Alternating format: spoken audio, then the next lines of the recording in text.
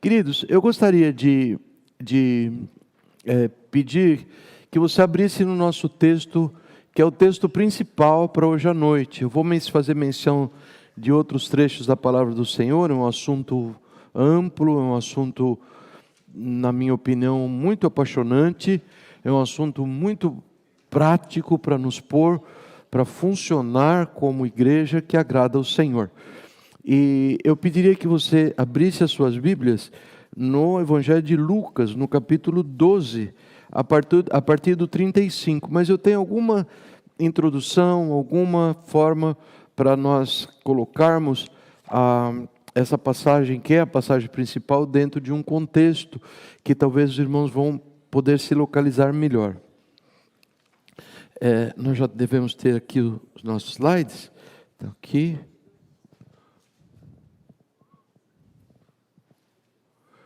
Tem estado entre nós uma gripe tão forte,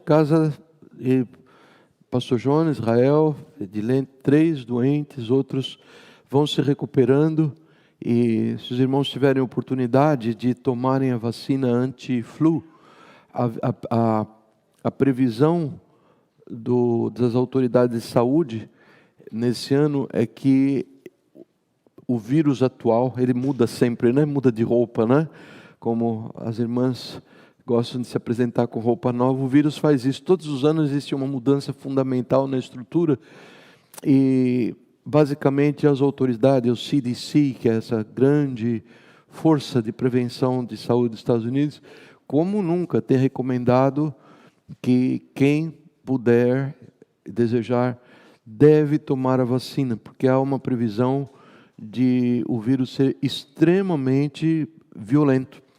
Muito violento. Então, os irmãos que já tiveram gripe, a Miriam teve aí mal, outro, tomem. Você não sabe se é o vírus atual, então eu me sinto no dever de protegê-los, dando esse anúncio. Vou deixar também o anúncio no nosso broadcast list, para que todos não se descuidem.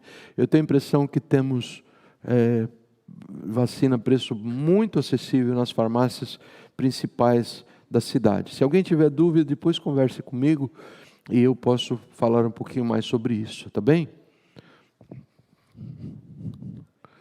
Muito bom. Queridos, nós temos a intenção de falar sobre este pacto, um pacto para nos unir como povo de Deus, com boa saúde espiritual, que é um pacto de buscar, ou de buscarmos aos outros. Aqui eu tenho uma lista dos pactos e nós os temos estudado de uma forma uma sequência mais ininterrupta lá com o pastor Jonas em Naranja e também nas quartas-feiras no nosso estudo com a família hispana. Mas de qualquer forma, nós vamos acrescentando aqui para os irmãos aquilo que é fundamental.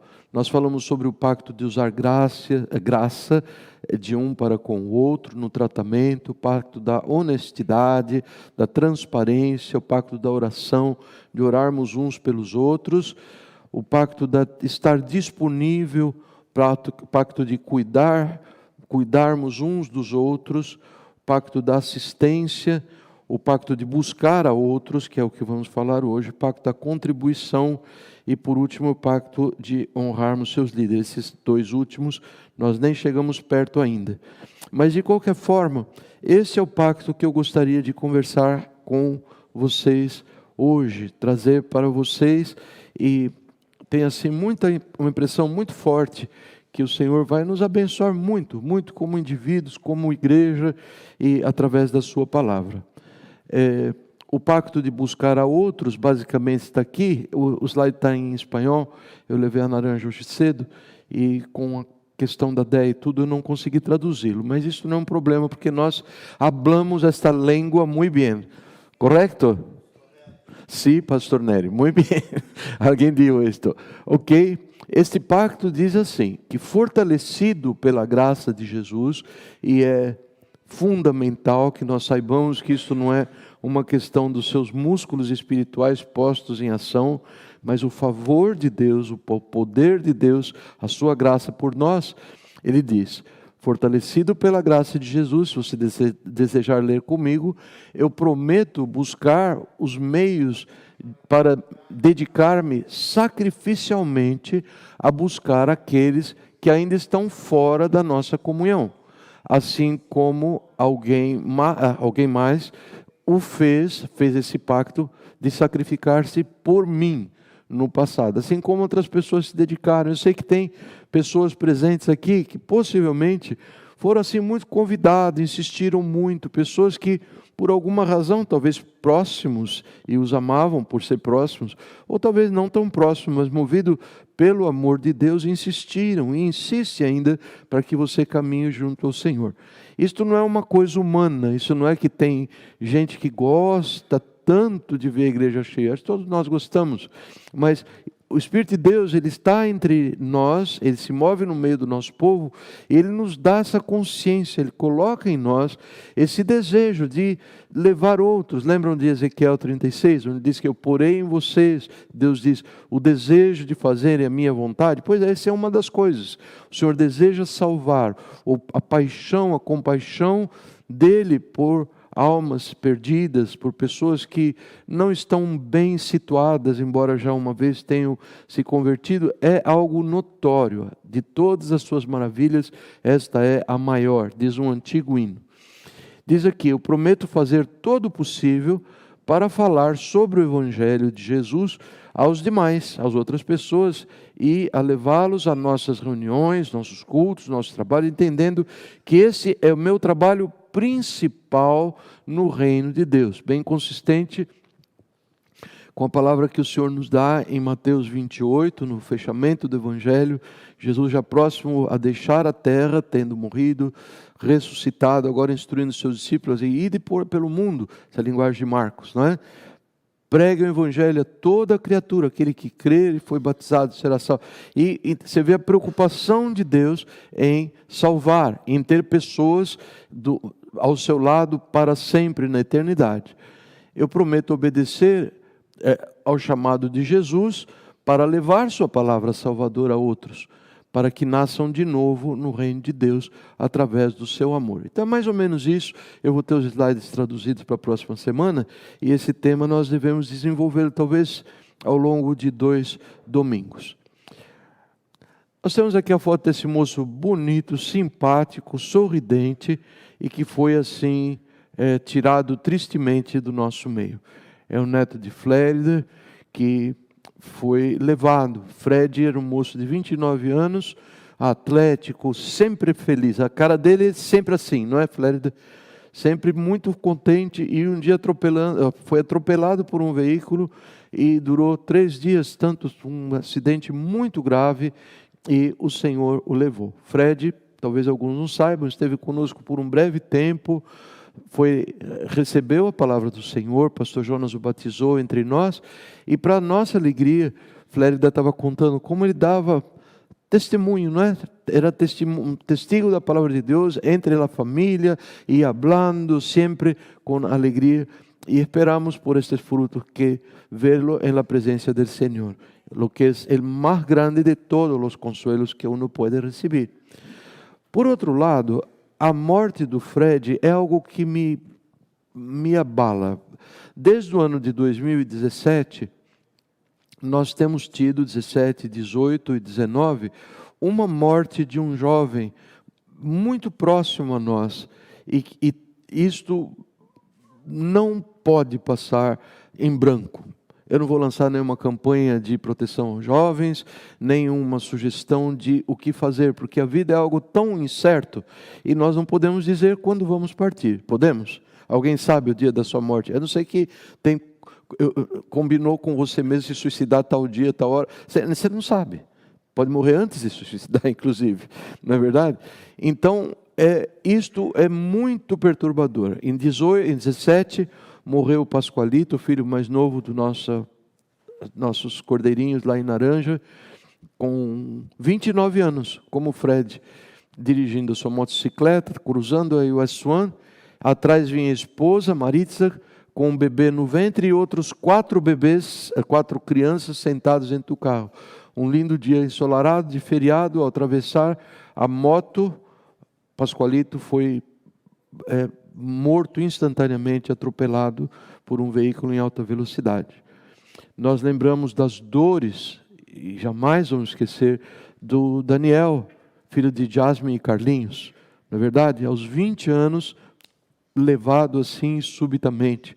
E agora, este ano, nós temos o Fred. A razão que eu estou usando a morte do Fred para introduzir esta palavra é porque o Senhor, Ele nos manda, Ele nos sugere tão fortemente que é um clamor. Eu ouvi uma vez este pastor dizendo: este talvez de todos os clamores de Deus que você possa encontrar na palavra, é o mais forte de todos. Quando ele diz lá em Amós 4,12, nós vamos ler o trecho, quando ele diz: prepara-te para te encontrares com o teu Deus, esteja preparado, como que numa angústia divina de que alguém, porventura, possa chegar ao fim da sua vida sem esta preparação, não é? Bom, nós vivemos nesse mundo e temos que honestamente admitir que a nossa mente é levada a um outro estilo de preocupação no nosso dia a dia. É verdade ou não, amados? Nós sofremos as influências do meio onde nós vivemos. E o Senhor nos diz para agarrarmos firmes nele, buscar em primeiro lugar o reino de Deus. Mas o fato é que essa insistência de Deus diante da brevidade, da incerteza da vida, ela é meio que levada na flauta, ela é meio levada assim como algo que ok, isso é conversa de pastor. Pastor de vez em quando vem e fala, tá, vou guardar em qualquer setor. E o pastor acaba de pregar, guarda em qualquer setor também. Mas a coisa não é tão simples assim, pelas consequências do não preparar-se, não é? Nós vivemos num mundo que diz assim, invista na sua segurança financeira, segurança educacional, e tudo isso são coisas boas, são coisas necessárias. Mas Jesus é muito mais claro sobre a importância e a falta de importância daquilo que o mundo propõe para nós que seja o pensamento guia das nossas vidas. O mundo diz isso: prepara, ganha, fica, casa, faz cirurgia plástica, fica bonito, fica feio, fica o que for, whatever, se dedica a isso e aquilo. E o Senhor pergunta, isto na sua pregação mais frequente nos evangelhos, Jesus prega essa mensagem 8 vezes, eu já falei isso, você não vai encontrar nenhuma palavra de Jesus que ele insiste tanto nela. E essa palavra diz assim: se alguém quiser acompanhar-me, negue-se a si mesmo, tome a sua cruz e siga-me. Pois quem quiser salvar a sua vida, perderá. Mas quem perder a sua vida por minha causa e pelo Evangelho, a salvará. Pois que adianta o homem ganhar o mundo inteiro e perder a sua alma? Jesus está tocando essa trombeta durante todo o tempo. Ele não passou períodos longos sem pregar essa mesma mensagem, e você encontra essa palavra nos 4 evangelhos. Bem, estar preparado para se encontrar com Jesus não tem nada a ver com um ato praticado no passado, onde você e eu podemos ter expressado a nossa intenção de seguir a Jesus.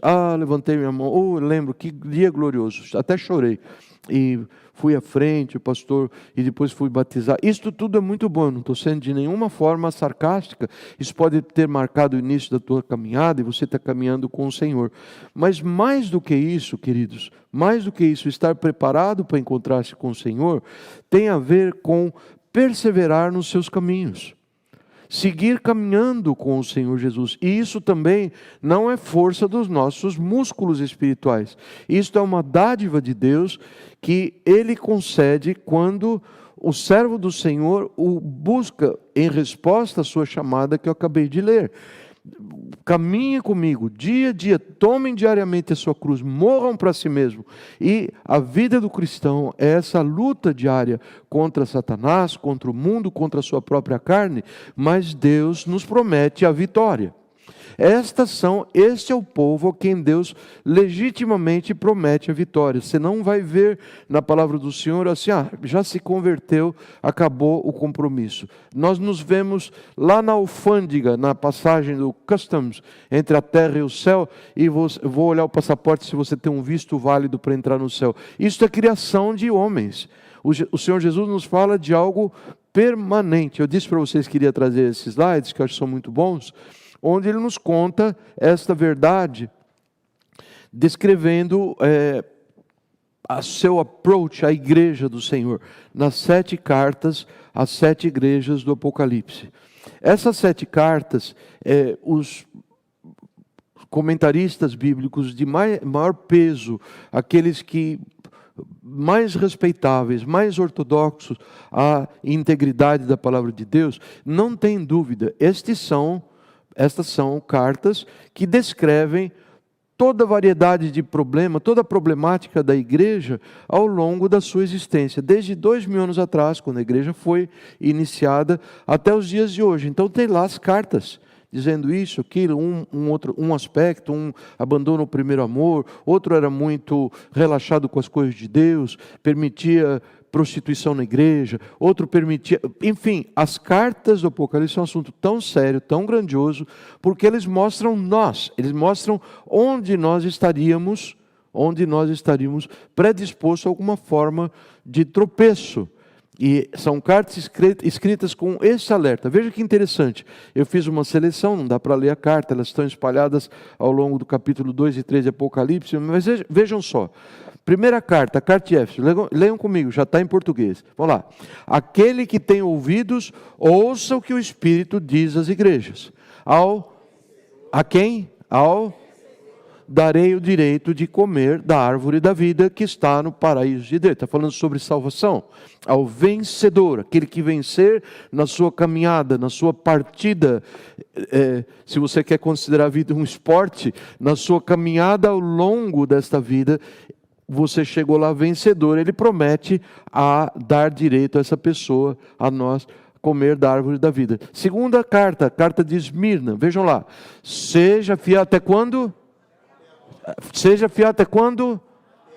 E eu lhe darei a coroa da vida, salvação. Aquele que tem ouvidos, ouça o que o Espírito diz às igrejas. O vencedor, de modo algum, sofrerá a segunda morte. Está falando com um crente. Ele está falando com uma igreja. Esmirna, aliás, em minha opinião, essa igreja que mais toca meu coração, minhas emoções. Essa igreja estava debaixo de tremenda perseguição, provavelmente foi destruída, destroçada. Os crentes foram martirizados por causa da sua fé em Jesus. Então, uma pessoa desse naipe, essa pessoa desta fibra, o Senhor fala a esse respeito, de permanecerem, ouvirem a palavra do Senhor. Terceira carta, igreja de Pérgamo, vamos lá outra vez. Aquele que tem ouvidos, ouça o que o Espírito diz às igrejas. Darei o maná escondido, também lhe darei uma pedra branca com um novo nome nela inscrito, conhecido apenas por aquele que o recebe. É uma descrição assim bem estilizada sobre a vida eterna. Existe muito a se dizer sobre essas figuras que ele usa, mas hoje não é o dia. Vejam aí. Número 4. Aquele que vencer e fizer a minha vontade até quando? Até o fim, darei autoridade sobre as nações. Ele as governará com cetro de ferro e as despedaçará como um vaso de barro. Eu lhe darei a mesma autoridade que recebi do meu Pai, reinando junto com Jesus, certo? Também lhe darei a estrela da manhã, e aquele que tem ouvidos, ouça o que o Espírito diz às igrejas. Carta número 5, Sardes. O vencedor será igualmente vestido de branco. Jamais apagarei o seu nome do livro da vida. De quem Jesus jamais apagará o nome do livro da vida? Do vencedor. Mas o reconhecerei diante do meu Pai e dos seus anjos. Aquele que tem ouvidos, ouça o que o Espírito diz às igrejas. Próxima carta, encantadora igreja. Essa igreja não recebe nenhuma, assim como Esmirna, não recebe nenhuma repreensão do Senhor, uma igreja maravilhosa, onde o Senhor realmente era o Senhor. E veja o que o Senhor escreve para essa igreja tão maravilhosa. Ele diz: venho em breve, retenha o que você tem. Para quê? Para que ninguém tome a sua coroa. Ele está falando da possibilidade de alguém tomar a coroa, sim ou não? A coroa da vida, gente. Essa coroa está garantida, está amarrado em nome de Jesus. Não. Tome cuidado, caminhe, retenha o que você tem. Farei de quem? Do vencedor, uma coluna no santuário do meu Deus, e dali ele jamais sairá. Escreverei nele o nome do meu Deus, e o nome da cidade do meu Deus, a Nova Jerusalém, que desce dos céus da parte de Deus, e também escreverei nele o meu novo nome. Aquele que tem ouvidos para ouvir, ouça o que o Espírito diz às igrejas. Repararam que apareceu nas 6 cartas até agora exatamente essa mesma frase? Aquele que tem ouvido para ouvir, ouça. Ouvido não é só para pendurar brinco, mulheres e homens também. É para ouvir. O buraquinho serve para ouça, ouça. Receba no coração insistência forte do Senhor sobre essa coisa tão importante. E a última igreja de Laodiceia, ele diz: ao vencedor darei o direito de sentar-se comigo em meu trono, assim como eu também venci e sentei-me com meu Pai em seu trono. Aquele que tem ouvido. Vocês não leram nenhuma vez essa passagem, agora vocês leem. Ouçam, ouçam. Essa é a palavra do Senhor. Essa é a palavra que nos ensina essa questão de nos preparar. Colossenses capítulo 1, nós temos estudado essa carta, vínhamos estudando. Ele diz assim, que Ele, o Senhor Jesus, o Senhor Deus, nos reconciliou pelo corpo físico de Cristo, mediante a morte, para apresentá-lo diante dele santos, inculpáveis, livres de toda acusação, desde que é uma palavra que expressa o quê? Condição. Desde que você vai ficar sequinho, desde que você não saia lá fora, porque lá fora está chovendo. Desde que é uma condição. Como ficarei eu sequinho? Parece um professor de português, chatérrimo. Como ficarei? Não saindo na chuva. Essa é uma condição, e muitas outras condições. Desde que continuam, permaneçam alicerçados e firmes na fé, sem se afastarem da esperança do Evangelho. Esta é a palavra do nosso Deus. E nós entramos então no texto de hoje, que é o texto de Lucas, que eu sei que você já tem aberto aí na sua Bíblia, e eu vou ler com os irmãos. Lucas 12, a partir do 35, Jesus diz assim: estejam prontos para servir, e conservem acesas as suas candeias. Todo mundo sabe o que é uma candeia? Uma lamparina, uma lâmpada, eu não sei outro sinônimo para isso. Todo mundo sabe do que eu estou falando, não é? Todos deixem aceso, conservem aceso. O que é conservar aceso? Deixa sempre aceso? Deu uma desligadinha, senhor. Não, você não está conservando. Liga de novo. Deixa sempre acesas suas candeias, como aqueles, e ele faz uma comparação, que esperam o seu senhor voltar de um banquete de casamento, para que quando ele, o Senhor, chegar e bater na porta, possam abrir-lhe a porta imediatamente. Felizes os servos cujo Senhor os encontrar vigiando quando voltar. Eu lhes afirmo que ele se vestirá para servir, fará que se reclinem à mesa e virá servi-los. O próprio Senhor. Veja só que promessa tremenda do Senhor: vocês mantenham acesos as suas candeias, porque quando o Senhor chegar e bater a porta, você não sabe: onde está minha candeia? Onde que eu pus? Vou procurar. Mulher, onde está a candeia? Cadê? Onde que está? Esses meninos viram tirando essa candeia do lugar. Não. É o meu Senhor. Você vai abrir essa consciência de estar bem, estar preparado. Mesmo que ele, o Senhor, chegue de noite ou de madrugada, felizes os servos que o Senhor encontrar preparados. Entendam, porém, isto: se o dono da casa soubesse a que hora viria o ladrão, não permitiria que a sua casa fosse arrombada. Estejam também vocês preparados, estejam vocês também preparados. Digam, estejam também vocês preparados, porque o Filho do Homem virá numa hora em que não o esperam. Essa questão vinda do Filho do Homem não é restrito ao dia que o Senhor virá, Ele, pessoalmente. É relativo ao nosso encontro com Ele, se nós eventualmente partirmos antes. O Fred, ele teve um encontro com Deus, sim ou não? Ele não estava esperando, mas ele foi levado e ele teve um encontro com Deus. E Pedro perguntou: Senhor, estás contando essa parábola para nós ou para todos? O Senhor respondeu: é para todos, está implícito isso. Quem é, pois, o administrador fiel e sensato, a quem o seu senhor encarrega dos seus servos para lhe dar a sua porção de alimento no tempo devido? Feliz o servo a quem o seu senhor encontrar, fazendo assim quando ele voltar. Feliz, muito feliz é o servo que estiver vigilante. Garanto-lhe que ele o porá de todos os seus, o encarregará de todos os seus bens. Mas suponham que esse servo diga a si mesmo: meu senhor se demora a voltar. E então comece a bater nos servos e nas servas, a comer, a beber e a embriagar-se. O senhor daquele servo virá num dia em que ele não espera e numa hora que não sabe, e o punirá severamente, e lhe dará um lugar com os infiéis. Aquele servo que conhece a vontade do seu senhor e não prepara o que ele deseja, nem o realiza, receberá muitos açoites. Mas aquele que não o conhece e pratica coisas merecedoras de castigo, receberá poucos açoites. E agora, na minha opinião, a expressão mais forte da chamada de Jesus: a quem muito foi dado, muito será exigido. E a quem muito foi confiado, muito mais será pedido. É bem clara essa expressão? Devo ler outra vez? Sim, pastor Nery. A quem muito foi dado, muito será exigido. E a quem muito foi confiado, muito mais será pedido. Veja só algumas pontes dessa passagem.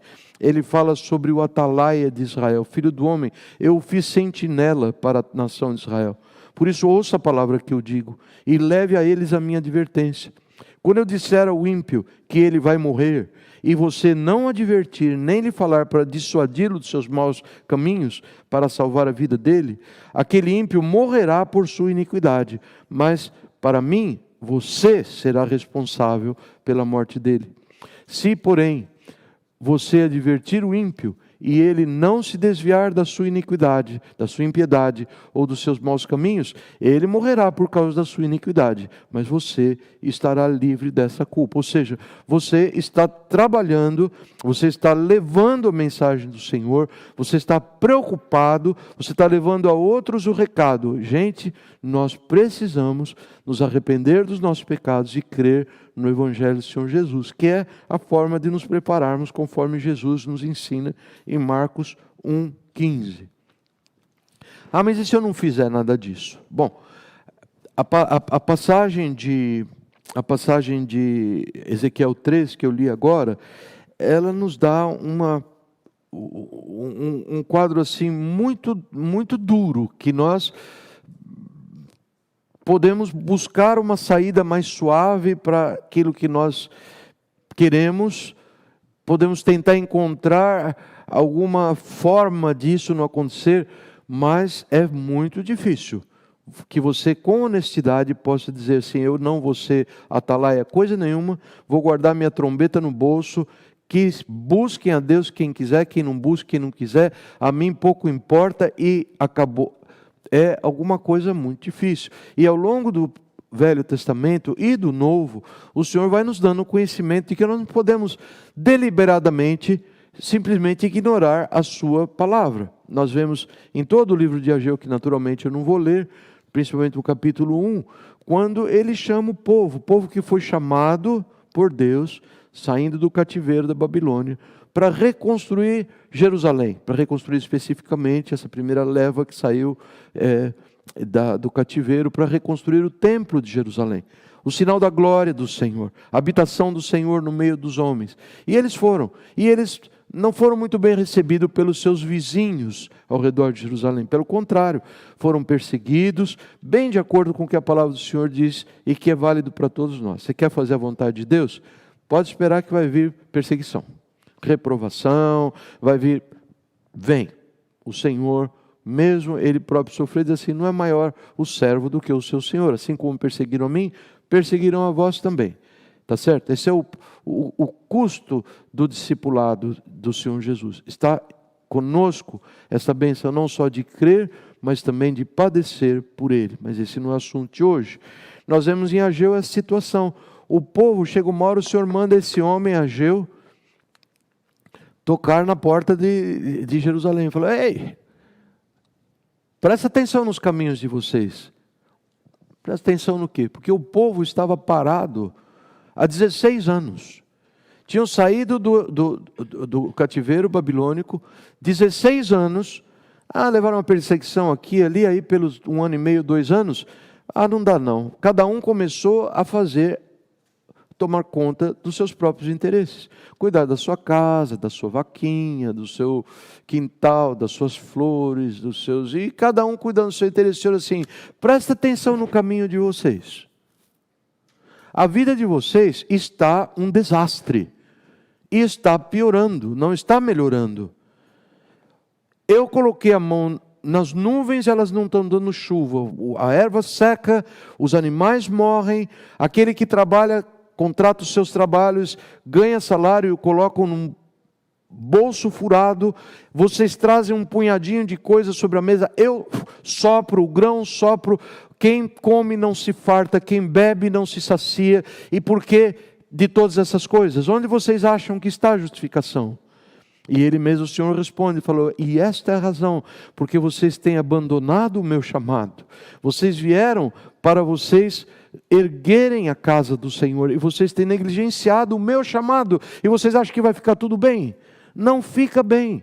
E o Senhor exorta o povo com grande amor, através de Ageu, e o povo responde, o povo sobe aos montes, busca madeira, vamos reconstruir, e o Senhor diz, agora eu estou com vocês. Isso tem muito a ver com a nossa vida, quando nós vivemos distraídos, cada um com as nossas coisas, e nós podemos saber que não teremos o Senhor para sempre do nosso lado, abençoando, dando segundo desejo do nosso coração, se estivermos em uma colisão frontal com o seu interesse, que é de buscarmos a outro, de levarmos a outro e de estarmos trabalhando no reino de Deus. Como nós podemos perceber, e esse é o ponto que eu quero construir, preparar-se para encontrar-se com Deus tem a ver com sair da nossa zona de conforto, ser alguém que leva Deus a sério e obedecer a Deus no que diz respeito a praticar a sua vontade e viver uma vida digna para o Senhor, para agradá-lo em todas as coisas. O que a graça dele, já vou falar da graça, para não ficar muito longe dela, nos capacita a fazer. Preparar-se para encontrar com o nosso Deus tem a ver com trabalho. Lembra do texto de Lucas 12 que nós acabamos de ler? Ao que o Senhor compara a pessoa que está bem preparada ou mal preparada? A um servo que faz a vontade do seu Senhor, que está com a lamparina acesa, que está buscando o Senhor, esse é o homem que está se preparando, tá certo? E eu quero dizer para os irmãos que existem 3 áreas. Quando nós falamos em preparar, não diz respeito a preparar parede, também é bom preparar parede, está umedecendo ali outra vez, nós vamos ter que fazer um trabalhinho ali outra vez, tudo. Cuidar do lugar onde bondosamente o Senhor nos tem colocado, fisicamente tudo bem, mas preparar-se tem a ver em servir pessoas, buscar pessoas, lidar nessas 3 áreas, espiritual, emocional e material. E é sobre isto que nós devemos meditar nessa noite. Vamos avaliar nossos caminhos e termos certeza de que ninguém sairá por essas portas sem um grande acerto com Deus, gente. Nós queremos estar preparados para a volta do Senhor, verdade ou não? Nós sabemos se o Senhor vai voltar hoje à noite ou não? Nós não sabemos. Você quer estar preparado? Eu fui na igreja. Cantei no louvor, é muito bom cantar no louvor, muito jóia. Eu preguei, se na escola dominical. O método de preparar-se não é esse. O método ou pelo menos diretamente, o método de preparar-se é nós lidarmos, cuidarmos de pessoas. Cuidarmos, é sobre isso que eu vou falar, sobre cuidarmos da área espiritual, área emocional e material, que são as 3 formas como nós podemos definir uma pessoa. Nós temos uma vida espiritual, nós temos uma vida emocional, alguns chamam de alma, e nós temos as nossas necessidades materiais. Pois bem, Deus deseja que nós busquemos outros, e ao buscá-los, nós façamos uma boa... scrutinize, como fala isso, um bom inventário sobre onde é que está a área de necessidade dessa pessoa, não é? Nós vemos lá em Judas capítulo 1, ele falando, gente, é uma carta de preparação também. Ele fala, vocês, olha, busquem se edificar na sua santíssima fé, orem no Espírito Santo, mantenham-se no amor, enquanto vocês esperam a misericórdia do Senhor que vai levá-los à vida eterna. Cuidem-se de vocês, mas permanecer nesta área é ficar parado na zona de conforto, porque preparar-se tem a ver a resgatar aos outros. Alguém contou isso para Judas, e ele segue dizendo, tenham compaixão daqueles que duvidam. A outros salvem-nos, arrebatando-os do fogo. A outros ainda mostrem misericórdia com temor, odiando até a roupa contaminada pelo sangue. Sabendo isso, que Deus é poderoso para impedi-los de cair, para apresentá-los diante da sua glória sem mácula. Não é só cuidar de si mesmo. Qual é o teu ministério? Eu tenho o ministério de oração. Ótimo. De todos, talvez o mais necessário. Vital, mas não é só orar, é buscar, é servir, é arregaçar a manga, e Deus pode nos dar graça de sermos pessoas que verdadeiramente estão se preparando. Então nessa noite, amados, essa é a chamada do Senhor. Olhem ponham-se nas encruzilhadas, perguntam pelos caminhos antigos, perguntem pelo bom caminho, sigam-no e acharão descanso. O povo de Israel ouviu isso e disse, não seguiremos. E o Senhor responde, eu coloquei sentinelas entre vocês e disse, preste atenção ao som da trombeta, mas vocês me disseram, não daremos atenção. Deus agora não fala mais com o povo, ele fala com as nações. Ele diz assim, vejam, ó nações, observe, ó assembleia, o que acontecerá a eles. Ouça, ó terra, trarei desgraça sobre esse povo, o fruto das suas maquinações, porque não deram atenção às minhas palavras e rejeitaram a minha lei. Gente, isso é muito sério. Isso é muito sério. Isto é muito, muito sério. Nós não nos tornamos conhecedores da vontade de Deus para definir se temos a disposição ou o sentimento de obedecê-lo ou não. Isto é muito sério. Eu tenho falado com algumas pessoas individualmente, eu não tenho a impressão que estou sendo ouvido por muitas pessoas. Mas dói, está doendo tanto, mas o Senhor deixou a graça dele. Vamos buscá-lo. O mundo não está parado por causa das suas feridas. Vamos buscar o Senhor de todo o nosso coração. Não sei. E somem da igreja. E vamos procurar outra igreja. Amados, isto é muito sério. É muito grande o mal que a pessoa pode trazer sobre si. E eu tinha esperança de que isso pudesse ser ouvido, quem sabe com o nosso processo de ser ouvido, essa mensagem será ouvida ou não será, e o Senhor terá misericórdia de nós, para nos trazer ao conhecimento de que ignorar a vontade do Senhor é perigo. Nós não podemos fazer isso, amados. É que você não sabe o que Ele me fez. Você fez pior para o Senhor Jesus, e sobre isso já vamos falar. Antes de prosseguir, eu quero dizer para vocês uma coisa. Faz pouco tempo atrás, o mundo celebrou, algumas pessoas do mundo, pelo menos, no mundo, 500 anos da reforma, do qual Martinho Lutero tem sido visto como o grande protagonista. Na realidade não foi bem assim. O mundo já não aguentava mais a podridão daquelas pessoas que herdaram a verdade, a fé, durante 1.500, 1.400 anos de história, fizeram mau uso, imoralidade nas igrejas, perversão, corrupção. Chegou-se ao ponto de ensinar ao povo, se você não pagar, você não vai para o céu. Essas são as indulgências, até que o povo começou a ficar inconformado. Ao longo de um século, muitos foram mortos, muitos foram queimados na fogueira, até que um dia Deus usou, e Deus conferiu imunidade a esse homem, esse frade alemão, Martinho Lutero, que se levantou e pregou lá na porta da Catedral de Worms 95 razões, porque essa história de indulgência não tinha nada a ver com Deus, e ele foi perseguido e foi chamado. A história é muito longa, eu não estou aqui para contar, mas acabado o movimento de reviravolta em todo esse lixo que o homem construiu, ficaram 5 palavras, 5 frases nos lábios dos reformadores, e isto correu para o meio do povo. E na realidade o grande fator de libertação foram estas 5 palavras, as 5 solas. Não é sola de sapato, é sola em latim quer dizer somente. Em espanhol, solamente. Não é? Então nós vemos isso. Essa slide está meio congestionado, então pus nesse outro aqui. Ele diz: somente a graça, somente Cristo, somente a palavra, somente a fé, no contexto de crer e praticar, somente para a glória de Deus. Vamos repetir isso, vocês sabiam disso? Essas são, você ignora que é só pela graça, você sai tentando fazer as coisas no seu muco e não dá certo. Você engaja em qualquer conversa dessa filosofia humanista, existencialista que nós estamos vivendo e a tua cabeça fica bichada de maus pensamentos, de pensamentos errados, de que Deus manda e você tem que sair por aí cumprindo na tua força. Não é nada disso, é somente pela graça do Senhor. Então vamos banir dos nossos lábios, igreja querida, vamos banir mas isso é muito duro, eu não consigo.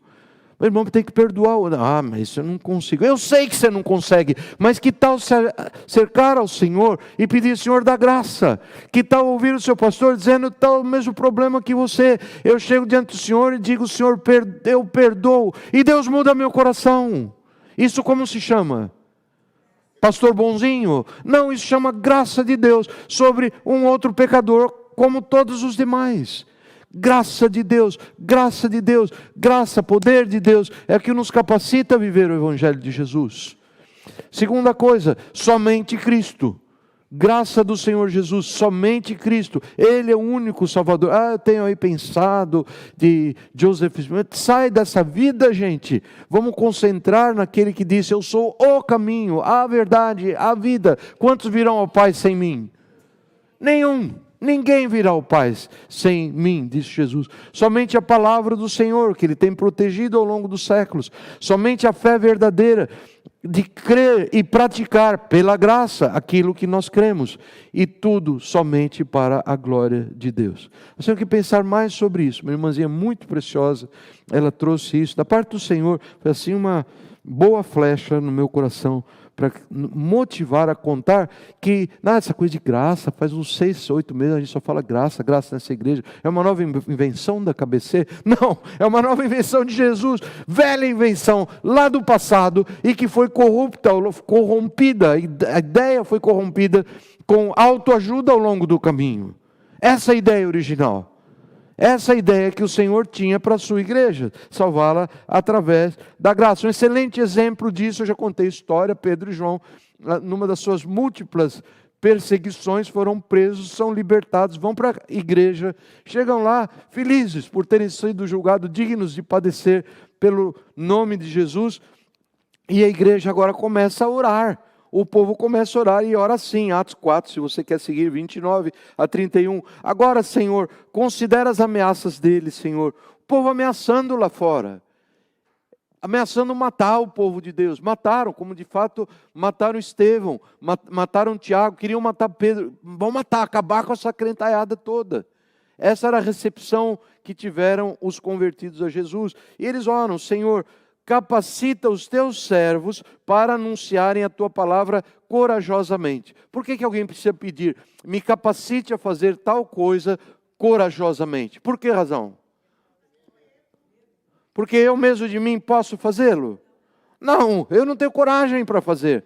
Se você quiser colocar isso num português mais arroz com feijão, de um espanhol arroz com frijoles, você vai dizer assim: Senhor, eu tengo miedo, eu não puedo, me arrepio del pelo, ajuda-me, Senhor. E mirem o que aconteceu, depois de orarem, tremeu o lugar em que estavam reunidos, todos ficaram cheios do Espírito Santo e anunciavam corajosamente a palavra de Deus. Imediato, Deus responde. O que é isso? Isso se chama graça de Deus, isso se chama poder de Deus que transforma o seu povo querido, o povo que podia dizer como Jeremias profetizou: mas o Senhor está comigo como um forte guerreiro, portanto aqueles que me perseguem tropeçarão e não prevalecerão sobre mim. É só assim, só com a graça do Senhor. E o Senhor ainda manda sinais e milagres, e o tempo seria curto para falar sobre, lembrá-los mais uma vez de grandes sinais e milagres que o Senhor tem feito. Eu não vou aguentar. Entrou em insuficiência renal nosso irmãozinho Pantito, Francisco, sobrinho de Carlos Lopes, e passou muito mal, foi levado a uma emergência, lá falaram que o rim dele está parado, e ele entrou num programa de diálise. Glória a Deus, foi dádiva de Deus que ele tivesse entrado. Mas ele não tem recursos, ele não tem condições nessa terra de fazer. Eu deixei o celular com o Tiago, mas não vai ser difícil falar a verdade, eu falar a história. E nesse meio da semana ele escreveu uma mensagem: querido pastor Nery, pastor Ronás, estou lhe escrevendo porque a mim me foi donada uma máquina de diálise para ser diálise em minha casa. Eu digo, Senhor, glória a Deus. Porque a palavra do Senhor, amados, ela não pode ser só o pastor Nery pregando de púlpito, outros pregando. A palavra de Deus, ela é conhecida como verdadeira quando ela é seguida de poder de Deus. Quando ela é movida a palavra que o Espírito aplica no coração, mas os nossos olhos precisam, senão a gente morre. Nós não aguentamos ficar vivendo só num ambiente mental teórico, onde nós repetimos para nós mesmos os catecismos e os credos do que a palavra de Deus diz. Não, nós precisamos ver a glória do Senhor. Ou não, você precisa? Eu preciso. Passamos por um período de seca, agora, Senhor, eu preciso ver a tua glória. E o que é a glória de Deus? É a bondade dele. Isso é um ato de bondade do Senhor sobre o Pantito. É um ato enorme de bondade do Senhor sobre o Pantito, que é parte da nossa igreja. Você não conhece muito, que ele vai principalmente a Naranja, a família hispana de quarta-feira, mas é parte do corpo. E nós poderíamos seguir adiante, contar que a Ivone teve já a 5ª quimioterapia. A Ivone, só faltam 3 agora, ficou doentinha em casa hoje, escreveu o pastorcito: hoje eu não posso ir, tenho muita dolor, oramos por ela. Carlos Lopes, 3ª endoscopia que mostrou que foi embora o câncer da bexiga, foi tratado. Carlos Leandro, que hoje por alguma razão não está conosco, que é aquela conversa dramática que eu tive com a chefe da radiologia do hospital, porque eu não podia entender. Tudo indicava, esse homem tem um enorme câncer de próstata.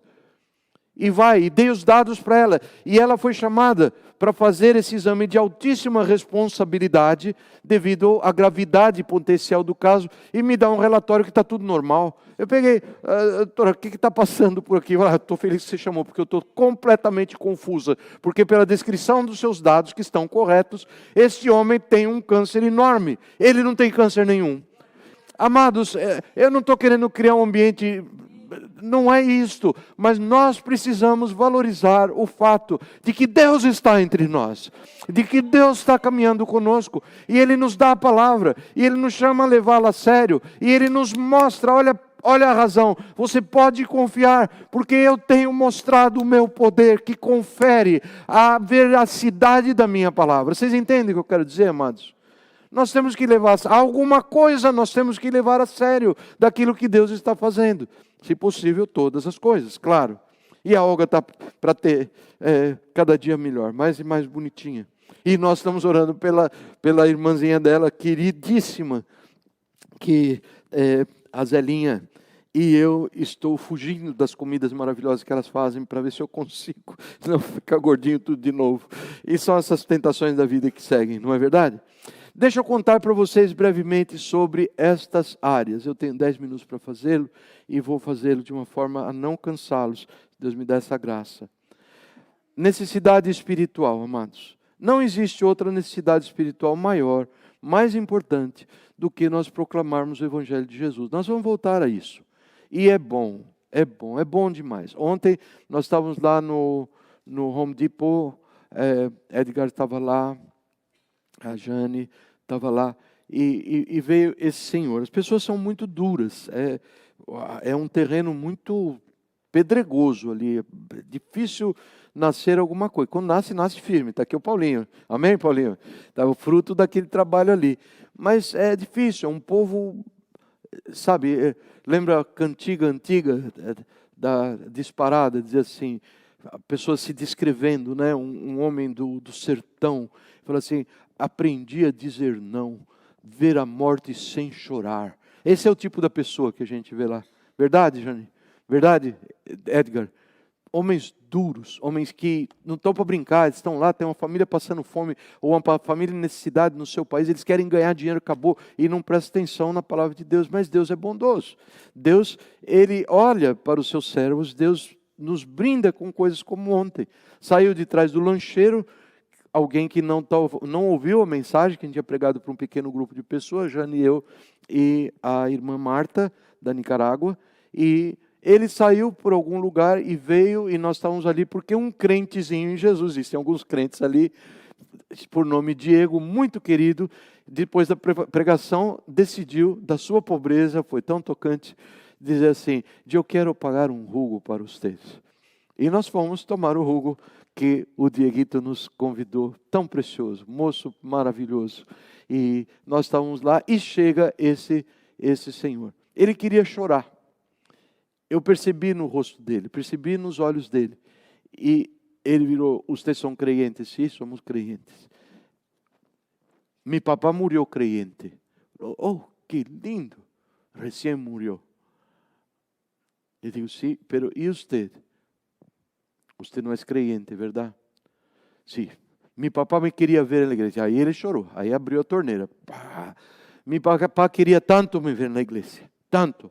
Uma igreja aqui perto da 180, algum lugar aqui, mais ao sul. Ele queria ver-me na igreja. Queria ver-me. Esse domingo, todavia, eu disse, eu vou. E me sentei aí, atrás. Ele não me viu. Estava em um assento mais delantero. Não me viu, mas eu estava aí. E eu ouvi a prédica. Ouvi todo. E quando terminou o culto, pouco depois, meu papá morreu, sem saber que eu fui à igreja. E chorou. E eu chorei junto. E tudo, nós o abraçamos. Mas então você recebe Jesus, você vai se encontrar com o teu pai quando você for com o Senhor. Não, eu vou telefonar para você, conversa mole, você não vai me ligar coisa nenhuma, como 9 entre 10 estrelas do cinema em Home Depot, não compre a palavra. Você, vamos aceitar Jesus agora, vai levar 30 segundos. E ele decide abrir o coração. E decide receber a Jesus como seu Salvador. Gente, quero dizer para vocês uma coisa. Você fica mais jovem. Está vendo como você é jovem, bonito hoje? É verdade, tem tudo a ver. Tem tudo a ver. Deus tem uma porção de bênção inigualável para aquele que anuncia a sua palavra. Aquele que ganha almas. Diz a palavra, o quê? Hã? Sábio é. Quem ganha almas, sábio é. Vamos ser sábios. É um pequeno testemunho, introduzindo esse apelo para a igreja se envolver com uma missão de levar o Evangelho. Evangelizar não é só fora, aqui dentro da igreja. Nós temos pessoas que ainda não conhecem o Evangelho, sabiam disso? Algumas pessoas estão vindo, queridos, têm amado ouvir e vêm, prestam atenção, trazem suas dúvidas. Vamos estar prontos, vamos à escola dominical, vamos aprender a palavra que nos é ensinada, porque isso produz e fortalece a nossa fé. Mas existe ainda na área espiritual a necessidade espiritual do povo salvo. Ou não? A gente é salvo e não tem mais necessidade espiritual. Hã? Entenderam minha pergunta? Será que é verdade? Eu posso dizer, uma pessoa recebe a Jesus e ela não tem mais nenhuma necessidade na área espiritual? Temos muitas. Vejam só. A palavra nos diz assim em Hebreus, cuidado irmãos, para que nenhum de vocês tenha um coração perverso e incrédulo, que se afaste do Deus vivo. Cuidado, irmãos, para que nenhum de vocês comece a ter um coração perverso e incrédulo, que se afaste do Deus vivo. Ao contrário, encorajem-se uns aos outros todos os dias, durante o tempo que se chama hoje. Encorajem-se mutuamente durante esse tempo, de modo que nenhum de vocês seja endurecido pelo engano do pecado. O que evita que alguém que começou a ter dificuldade, seja ela qual for, e não está tão saudável espiritualmente, qual é o conselho que o Senhor nos dá para que esta pessoa não se endureça pelo engano do pecado e eventualmente venha apostatar da fé? Qual é o conselho? Que nós, que estamos no Senhor, nos aproximemos e façamos o quê? Os encorajemos. Nós demos uma palavra de encorajamento. Gente, fique firme, tenho notado que as coisas não estão bem com você. Com o amor de Jesus, encaminhemos essa pessoa. Porque passamos a ser participantes de Cristo, desde que, de fato, nos apeguemos até o fim à confiança que tivemos no princípio. É por isso que se diz, se hoje vocês ouvirem a sua voz, não endureçam o coração. É a mesma verdade. Nós seremos participantes da glória do Senhor se até o fim nós nos apegarmos. Portanto, sempre que você vir o irmãozinho aí escorregando o pé aqui, escorregando ali, e isto existe, isso pode acontecer comigo, pode acontecer com você, com cada um de nós. Mas a função do corpo de Cristo, de nós, é estarmos de olhos abertos para levar ao irmão um bom encorajamento em amor. Nós temos aqui um slide, creio que é o próximo aqui. Sim. Nós temos que dar ênfase nas nossas conversas, visto que a maior parte, na minha experiência, dos problemas que nós temos, a maior parte dos problemas é um problema interpessoal, na comunicação interpessoal. Vocês estariam de acordo com isso? Crentalhada é muito atacado, muito exposto pelo mundo, pelo Satanás, pela sua própria carnalidade, a se meter em problema com outro. Se você não se mete em problema com outro se mete em problema com você. E nós vivemos nesta situação. Então, nesse contexto, nós precisamos, há 2 domingos atrás, na Ceia do Senhor, nós falamos sobre o Jesus lavando os pés dos discípulos. Alguns se lembram de que estão aqui? Onde o Senhor nos manda, assim como eu lavei os vossos pés, que vocês lavem os pés uns dos outros. Nós não podemos andar armados. Vamos clamar misericórdia para o Senhor, para não estacionar nesse horrível lugar da vida, onde nós estamos retendo alguma coisa contra o irmão. É muito ruim. Jesus nos ensina em Mateus capítulo 18, um trecho muito longo, onde ele nos fala sobre perdão, perdão, perdão. E ele nos conta essa história daquele homem que devia muito para um rei, uma autoridade, e ele foi perdoado. Mas quando ele sai de lá, ele encontra alguém que lhe devia algum dinheiro, mas não tanto, e ele não perdoa aquele um. E o Senhor Jesus termina aquela fala dizendo assim, olha, o Senhor chamou aquele servo e disse, você é um servo mau, eu cancelei toda a sua dívida porque você me implorou. Você não devia ter tido misericórdia do seu conservo como eu tive de você? Irado, o seu senhor entregou aos torturadores até que ele pagasse tudo o que devia. Assim também lhes fará a vocês o meu Pai Celestial, se cada um de vocês não perdoar de coração os seus irmãos. É graça, irmão, sim ou não? Mas tem que buscar graça.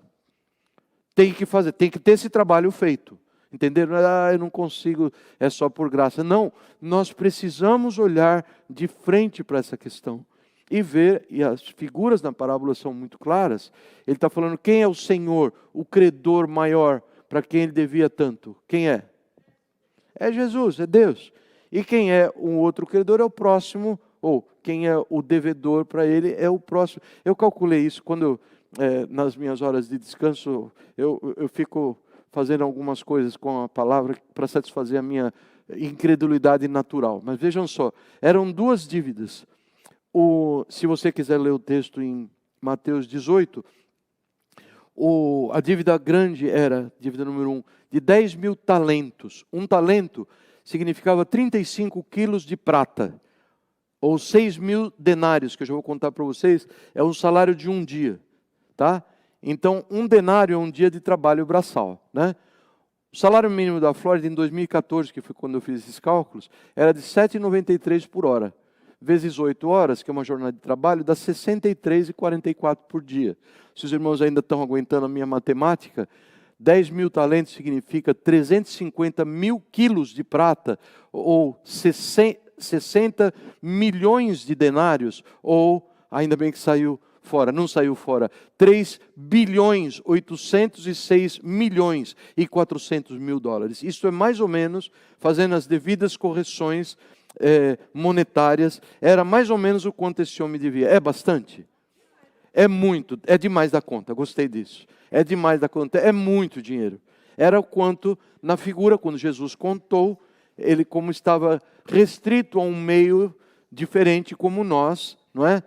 Ao qual nós estamos restritos. Se fosse hoje em dia, ele contaria. Havia um homem que devia 3 bilhões, 806 milhões e 400 mil dólares para um outro. E não tendo como pagar, ele foi perdoado desta bagatela. Isso foi o que Deus fez por nós. Agora vejam só a dívida número 2. Eram 100 denários, 100 dias de trabalho.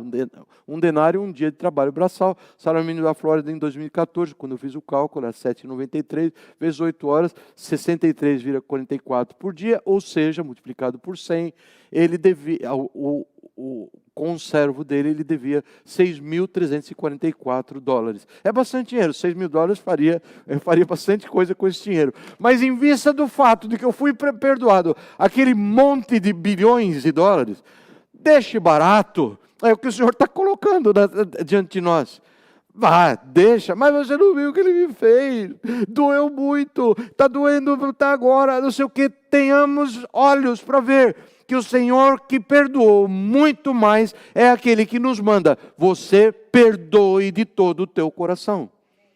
E o que o Senhor coloca, eu não tenho outra palavra, desculpa, eu sou um cara meio rude em palavras às vezes, mas eu não consigo descobrir uma palavra mais macia do que a ameaça, que é o que Deus diz nesta parábola que Ele vai fazer. Ele fala assim, enquanto você não paga, isso é, enquanto você não se acerte com Deus, por não acertar a vida com o teu irmão, você vai permanecer sob a tortura dos verdugos, dos torturadores na cadeia. Amados, isto é muito grande e muito sério, que nós precisamos olhar e ter temor de Deus. Eu creio que o que Jesus está nos ensinando aqui é a seguinte situação. Alguém faz uma malcriação, etc., doeu demais, você não perdoou por alguma razão, e você não está perdoando. O Senhor é bondoso, Ele nos convence que isso é pecado, Ele nos convence da justiça dEle que virá sobre nós. E também Ele nos convence do juízo, que é muito pior que justiça, que representa condenação. Esse é o principal, tenho dito isso, job description do Espírito Santo. Ele está no meio de nós mostrando, olha, isso não é bom. Olha que vem justiça, olha que vem condenação.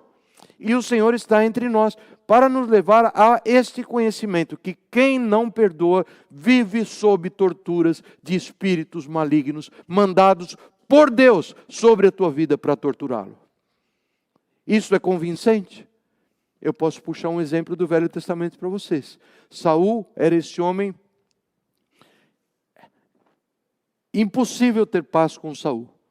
Desobediente a Deus ao extremo, um ingrato, uma pessoa, eu não vou ficar falando de Saul, porque não daria tempo de falar tanto mal, e ele não merece o tempo que a gente gastaria com ele, que essa é a verdade, tá certo? E Saul, chega uma hora que Deus diz, no mais, não lidio mais com tipos como tu. Isso que disse o Senhor nesse dia, num bom espanhol para Saul entender. E o Senhor envia, você pode procurar lá em 1 Samuel, Deus enviou um espírito maligno, e o espírito maligno da parte do Senhor o atormentava dia e noite. É sobre isso que Deus está falando, amados. É sobre esta terrível verdade que você não quer que venha sobre você, que eu não quero que venha sobre mim, em nome de Jesus. Vocês percebem a seriedade do reter perdão um para o outro? Dá para perceber? Eu estou conseguindo transmitir isto?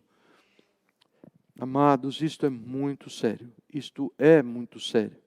Nós temos que cuidar da necessidade não só espiritual, necessidade emocional dos irmãos. Nós não podemos julgar mal as pessoas. Ele está fazendo isso por causa daquilo. Sabe lá a intenção dele? Não julguem mal. Jesus fala isso em Mateus 7. Mas julguem bem. É bom julgar. Sabe? Espera um pouquinho. Pessoas, às vezes, está contando uma história sem pé nem cabeça, uma macarronada de mentira. Você sabe julgar. Vejam só, eu separei 1, 2, 3, 4, 5, 6 versículos. 6. 1, 2, 3, 4, 5 versículos onde o Senhor fala para julgar. Julgue. Não é julgar, ficar assim, eu sou um perfeito, eu nunca erro, julgo você, reles pecador. Não. Na causa de buscar alguém para restaurá-lo do ponto de vista emocional, cuidar das suas dores de alma, você julgue as situações, peça sabedoria a Deus. E Jesus resume isso em João 7,24. Diz assim: não julguem pela aparência, mas julgai segundo o reto juízo. Ou julguem com sabedoria de Deus essas causas. Todos comigo nesse ponto? Não. Tá? Julgar é o nome de um pecado, igual mentir, roubar, adulterar. Não, Senhor. Julgar é um termo indefinido até que o ato de julgar seja cometido. Se é um julgamento para condenar a pessoa, para tê-lo numa posição de subserviência, coisa assim, isso é claro que é pecado. O Senhor nos ensinou claramente. Mas julgar, pedindo sabedoria de Deus, para que você entenda e para que você possa entrar nessa vida e cuidar dessa vida, isto é mandatório. Você não pode simplesmente ir jogando notas de dólares para o ar, ou sua simpatia, ou seu tempo, sem você se informar bem sobre a causa. E é basicamente isto a palavra que o Senhor nos ensina. E diz, está aqui o 6º verso, sabia que eram 6. Julguem entre vós mesmos. Julguem entre vós mesmos. Habilitado por bondade e conhecimento que o Senhor nos dá, nós podemos encorajar. Vejam que versículo maravilhoso. Romanos capítulo 15, os irmãos vão ter que me aguentar um pouquinho mais. Meus irmãos, eu mesmo estou convencido, Paulo escrevendo à igreja de Roma, vocês estão cheios de bondade e plenamente instruídos na palavra. Portanto, vocês são capazes de aconselhar uns aos outros.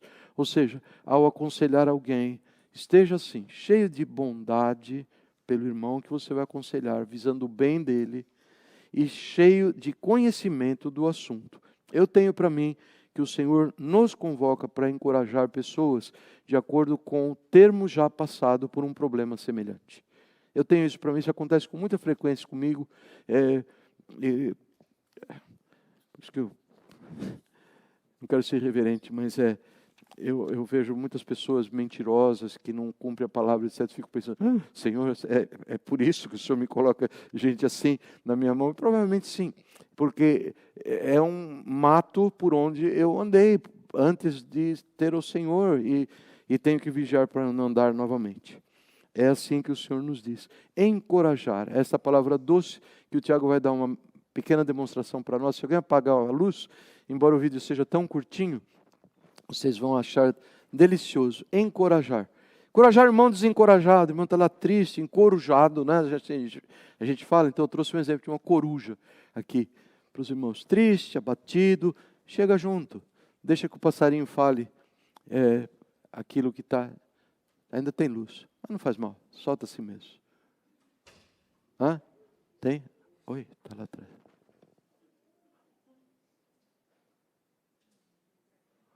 Coruja não quer saber. Sai para lá.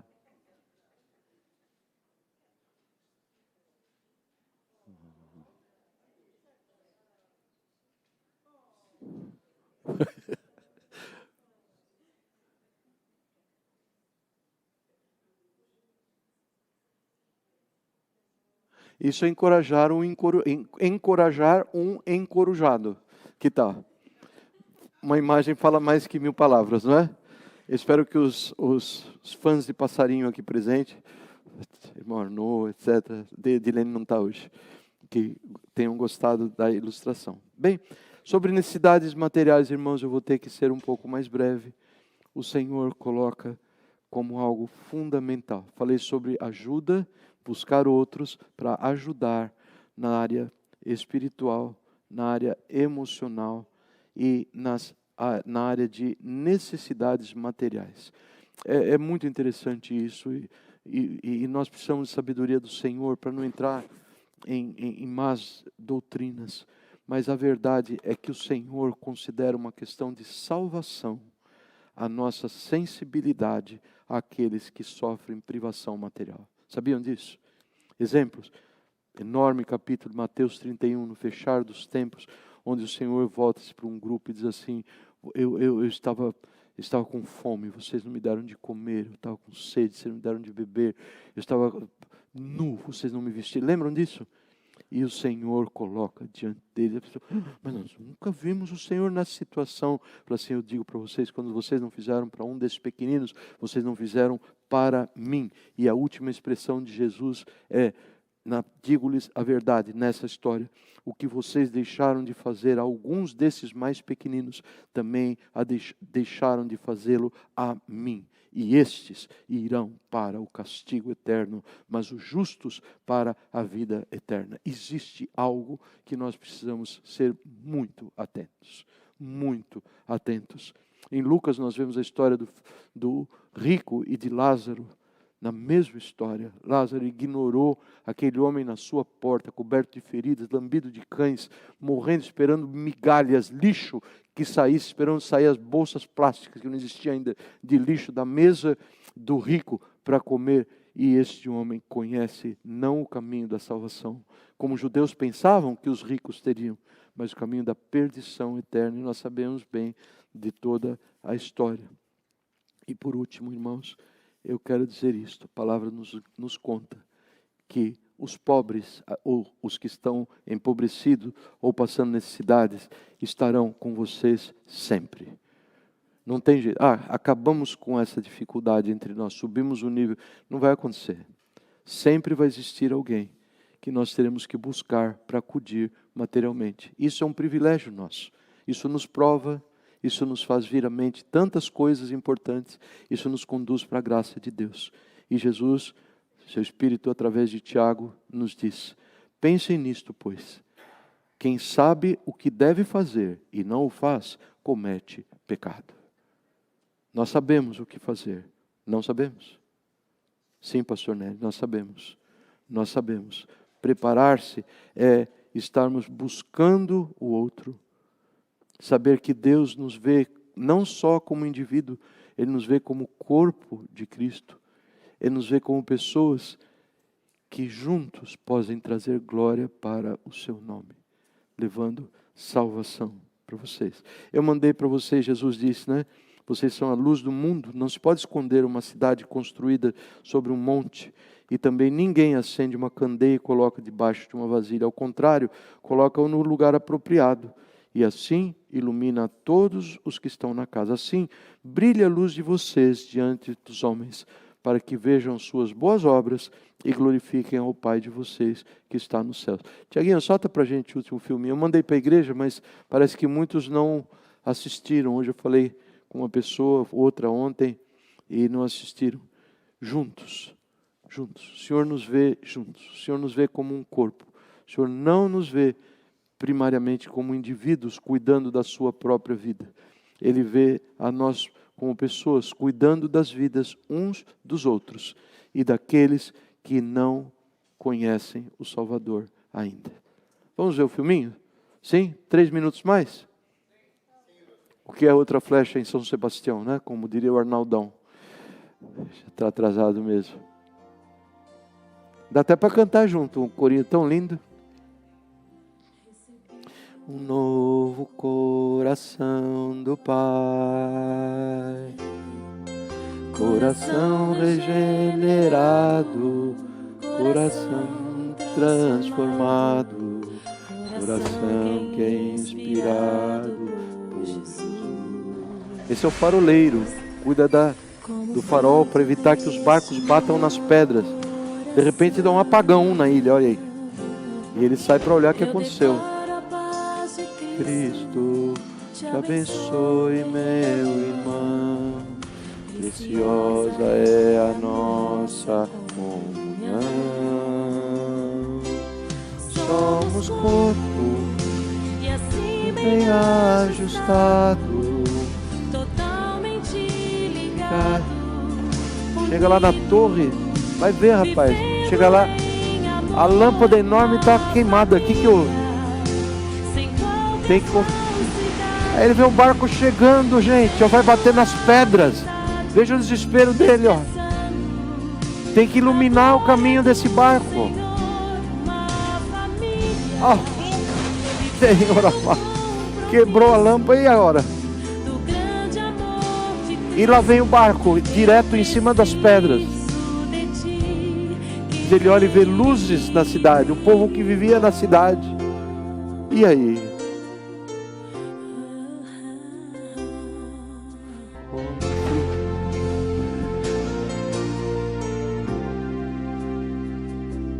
uma outra luz. Lá vem o povo com as suas luzes, a sua lamparina acesa.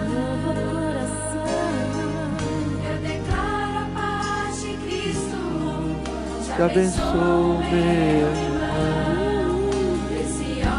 Ah, o farol iluminou, gente. Olha o navio, ó. Se safou das pedras, salvou o navio. O resto é pra nós rirmos juntos.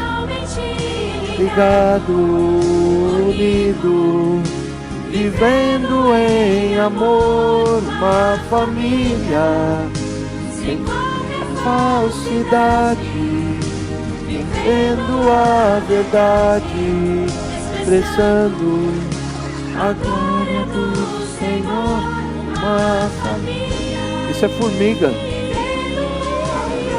Isso é o tamanduá chupando as formigas. Vamos lá, pessoal, vamos juntar as forças. Fizeram uma bola de formiga, o pastor formiga mandou e lá vão eles. Entope a tromba do tamanduá e morreu. Eu preciso.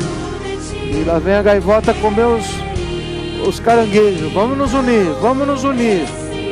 Levanta os braços aí, vamos orar, buscar o Senhor. Quem levou a pior foi o inimigo. É isso aí. Irmão, leiam comigo. Disse Jesus: para que todos sejam um, Pai, como tu estás em mim e eu em ti. João 17, 21. Eu os amo muito. Deus os abençoe a todos. Amém.